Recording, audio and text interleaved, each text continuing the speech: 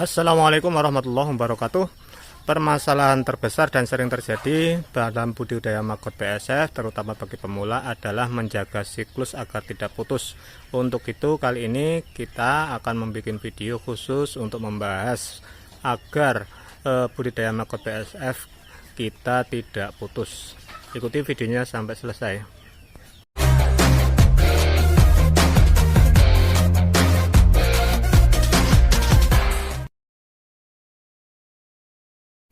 Banyak sekali yang komen dan WA sambat atau mengeluh masalah putus dalam budidaya maggot BSF atau siklusnya putus. Terutama kemarin saya upload di komunitas, yaitu ada yang komen, yaitu akun 011 Putu Juwasta, mungkin bisa buatkan video agar siklus BSF tidak putus. Nah, kali ini kita akan membahas. Kemarin sudah saya sampaikan siklus BSF, terutama dalam budaya maggot BSF, apalagi dalam beternak kita terpadu dengan maggot BSF, ini sangat penting diperhatikan. Karena apa? Kita harus menjaga siklus agar ketahanan pakan untuk ternak kita itu tidak terputus dan tidak membengkak sesuai dengan tujuan awalnya. Untuk itu, kemarin sudah saya sampaikan bahwasanya semua saling berkaitan, semua saling berhubungan. Yang pertama perlu diperhatikan yaitu kita harus memahami atau paham masalah siklus dan sifat lalat BSF. Lah, siklus lalat BSF itu kita harus tahu dari mulai penetasan berapa hari, dari mulai pembesaran berapa hari sampai panen maggot fresh, dari mulai umur berapa mulai prepupa dan menjadi pupa berapa hari, dan menjadi lalat berapa hari, dan lalat bertelur kawin itu berapa hari. Sudah saya bahas semua itu di dalam video-video sebelumnya, silakan ditonton sendiri. Nah, untuk menjaga siklus agar tidak putus dalam budidaya maggot BSF itu ada 4 hal yang saling berkaitan yang saya sudah sampaikan tadi, yaitu pertama penetasan telur BSF, yang kedua pembesaran maggot BSF, yang ketiga produksi pupa, yang keempat yaitu produksi telur BSF atau di kandang lalatnya. Keempat unsur tersebut itu kita harus memahami, jangan sampai salah satunya kita tidak memahami, karena semua saling berkaitan. Kalau kita pengen menjaga siklus maggot kita agar pakan kita tetap bertahan atau ketahanan pakan ternak kita tetap ada atau tidak putus. Nah, yang pertama yaitu tadi dalam penetasan telur BSF, itu kita harus tahu pertama masalah cara penetasannya. Cara penetasannya teman-teman mungkin banyak cara yang perlu diperhatikan. Yang jelas yang pertama itu sudah saya sampaikan di video sebelumnya, itu di tengah kita kasih makanan, terserah makanannya apa, yang jelas sampah yang terbaik menurut teman atau yang ada di sekitar teman.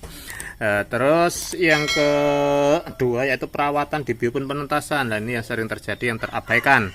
Perawatan itu sangat penting. Nah, ini ada 2 biopun yang saya untuk beri contoh. Biopun penetasan kita, yang satu saya rawat, yang satu saya tidak rawat. Nah, ini yang saya rawat, ini telurnya cuma 6 gram, alhamdulillah. Ini baby maggotnya sangat banyak sekali. Nah, ini saya kasih sisa-sisa makanan yang sudah kadaluarsa. Nah, ini 10 gram, namun hasilnya tidak saya rawat sengaja untuk contoh demi teman-teman sekalian. Itu baby maggotnya kurang maksimal kalau menurut saya. Karena apa? Kurang perawatan. Satu, itu kadang kering. Nah, ini jangan sampai kering. Nah, kemarin ada yang tanya masalah gurem di penetasan. Nah, ini ini sebenarnya mamelnya basahannya tidak terlalu kering, tidak terlalu kering, basah juga terlalu basah. Namun kemarin tidak saya rawat. Nah, biasanya gurem, kalau di sini ada gurem itu satu itu terlalu kering. Nah, agar tidak terlalu kering, bagaimana caranya? Yaitu setiap hari kita kasih makanannya agak basah dan tidak telat. Karena kalau misalkan selalu ada makanan, setiap hari dikasih makanan yang penting habis, itu otomatis medianya ini tidak terlalu kering, tidak kering banget. Nah ini di pinggir kan kering nih, terlalu kering. Nah itu perawatannya dalam menjaga di biopon penetasan. Dan juga harus memahami kendala-kendala di biopon penetasan. Sudah saya bikin videonya itu di bagian judul masalah-masalah di biopon penetasan, silahkan ditonton. Kita harus memahami juga, karena nanti kalau tidak memahami kendala-kendalanya, masalah-masalahnya, cara menanganinya, juga nantinya siklus akan putus. Karena apa? Gagal dalam penetasan.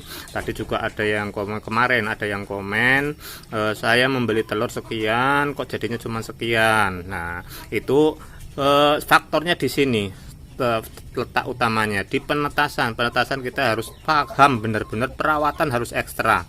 Maksudnya ekstra bagaimana? Ya setiap hari kita cek makanannya dan kondisi baby makot kita. Jangan yang penting sudah netas, udah dikasih makanan sebelum untuk penetasan awal, udah biarkan saja nyampe kita pindah ke biopon pembesaran. Jangan. Jadi kita harus cek makanan habis enggak. Kalau sudah enggak tersedia, kita kasih makanan agar basah medianya, tidak asal-asalan. Ini biopon penetasan itu sangat penting perawatannya, dan kita harus tahu juga kendala-kendalanya.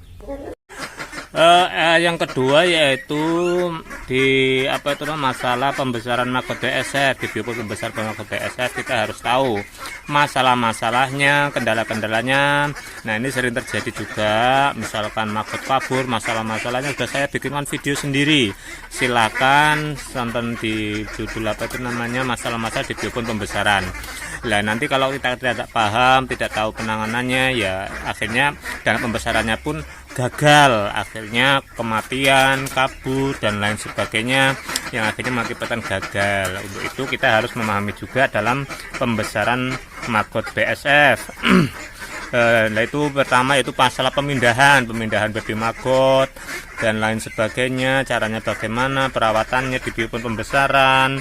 Nah ini kita juga harus tahu dan harus bisa, dan harus paham kendala-kendala masalah di biopon pembesaran. Jumlah biopon pembesaran kita harus sesuai dengan kebutuhan kita. Nah itu juga mempengaruhi siklus kita. Kalau tidak paham, tidak bisa memahami dalam pembesaran biopon pembesaran ini, ya otomatis nanti siklusnya juga akan putus. Jadi semua saling berkaitan. Seringkali saya bilang semua saling berkaitan, harus saling dipahami. Walaupun saya bikinkan video seperti ini, mungkin ada yang langsung paham, ada yang enggak, ada yang yaitu pemahaman orang berbeda-beda. Jangankan dalam satu sekolah saja lah, misalkan sekolah saja, sekolahnya sama, kelasnya sama, gurunya sama, materinya sama, nanti pemahamannya akan berbeda-beda. Lah itu mengapa butuh masalah binaan, pendampingan dan lain sebagainya, nama pelatihan. Lah itu masalah pribadi masing-masing, tergantung kita bisa enggaknya. Kalau misalkan kita memaksakan padahal kita tidak paham cuman ala kadar, ya nantinya silakan saja teman mengalami kendala-kendala yang harus dipecahkan sendiri. Yang ketiga, kita harus memahami masalah produksi prepupa kita. Mengapa harus prepupa? Karena prepupa itu sangat penting karena berkaitan dengan produksi lalat kita. Prepupa dalam biopon migrasi ini sudah saya bahas, sudah saya kasih video banyak masalah prepupa produksinya. Ini caranya masing-masing. Cuman yang tak lakukan ini, kalau misalkan teman-teman biopon migrasinya kurang atau seadanya, itu di sistem jok kayak seperti yang sudah saya upload di video sebelumnya, sebelum-sebelumnya.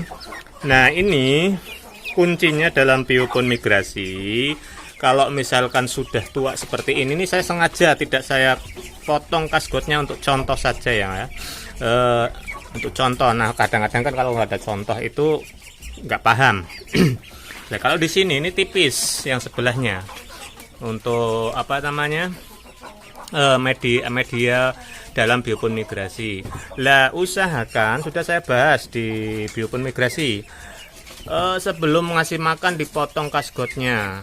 Nah yang baik dalam biopon migrasi kalau sudah berumur magotnya itu dibikin setipis mungkin medianya. Fungsinya apa? Agar, nah ini contohnya, kalau tebal akhirnya, kalau apalagi kalau kering banget, terlalu kering, nah ini akan banyak sekali yang nyaman prepupaknya di media dan akhirnya menjadi prepupa atau menjadi pupa di media dan akhirnya nanti kalau menjadi lalat liar. Nah itu fungsinya mengapa dibikin tipis seperti ini. Ini sangat vital dalam budidaya maggot BSF. Kalau kita tidak bisa produksi pupa, otomatis lalat kita pun akan kandangnya kosong. Nah ini harus diperhatikan kendala-kendala di biopon migrasi dan lain sebagainya. Pokoknya sudah saya bahas, semua saling berkaitan kalau pengen siklusnya tidak putus. Selanjutnya yang keempat yaitu produksi telur BSF. Ya, ini berkaitan dengan kandang lalat. Nah ini sudah saya bikin video penataan, masalah penataan kandang yang tepat sudah ada videonya. Terus cara memasukkan pupa sesuai dengan kapasitas kandang agar maksimal sudah saya bikin video sendiri. Nah itu berkaitan dengan produksi pupa kita. Kandangnya besar, nanti kalau misalkan target kita besar, pupaknya kita tidak siap, ya otomatis akan putus, akan mengurangi, tidak sesuai target. Nah kendala-kendala yang dialami dalam kandang lalat ini harus kita tahu, sudah saya bahas. Terus apa namanya, siklus lalat ini juga kita harus paham. Nah kemarin ada yang tanya masalah di kandang, yaitu akun siapa namanya itu, Krakatau Farm, itu bertanya dalam kandang lalat belum kawin atau belum bertelur tapi sudah mati, apa permasalahannya Om?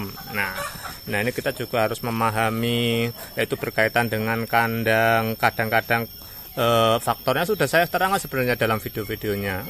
Apa sudah mati tapi telur belum ada padahal lalat sudah banyak. Nah itu bisa banyak faktor. Kadang sudah bertelur tapi sembarangan, penataan kurang, kandangnya kurang pas dan lain sebagainya. Nah kandang pupa, nah ini kandang pupa ya, kalau kita sudah saya bahas di kandang yang tepat, itu kita berikan box di luar, ada penghubung paralon, ada juga yang di dalam, ada ya juga, ya pokoknya macam-macam caranya lah, terserah yang cocok yang mana. Yang jelas kuncinya jangan sampai di dalam itu ada bau-bauan yang memancing telur bertelur sembarangan. Nah itu kuncinya. Kalau di dalam kita mengasih pupa dengan segala macam, itu kalau nggak memancing lalat bertelur sembarangan nggak masalah. Kalau kita tetap kasih dari luar. Untuk menjadi pupa cepat bagaimana Mas? Masalah pupa itu menjadi prepupa menjadi pupa itu kalau misalkan ditaruh di tempat yang gelap, otomatis dia akan cepat menjadi pupa.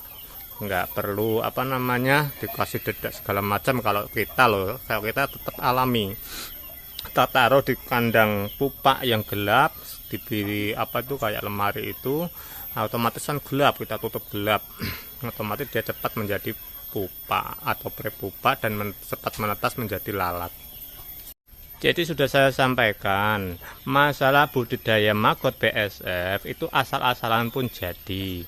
Kita budidaya misalkan tanpa ilmu, cuman belajar masalah otodidak itu pun jadi. Namun untuk menjaga siklus, untuk mencapai target itu perlu ilmu dan harus memahami 4 hal tadi. Kita harus menguasai dalam 4 hal tadi, yaitu penetasan, pembesaran, produksi pupa, dan di kandang lalat kita harus menguasai semuanya. Kalau tidak ya otomatis akan putus. Mungkin bermanfaat, mudah-mudahan bermanfaat videonya. Sekian, wassalamualaikum warahmatullahi wabarakatuh.